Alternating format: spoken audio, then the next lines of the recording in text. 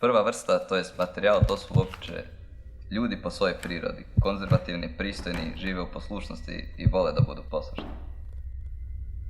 Druga vrsta, svi krše zakon. Rušioci su, ili barem skloni tome, sudeći po sposobnostima. Zločini su tih ljudi, razumije se, relativni i raznoliki.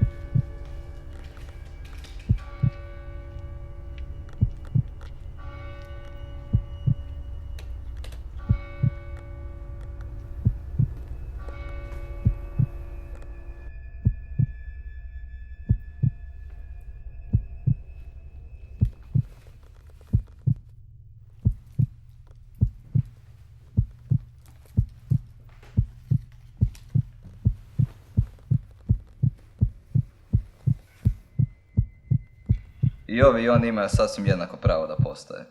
Samo što neki imaju pravo da ubiju.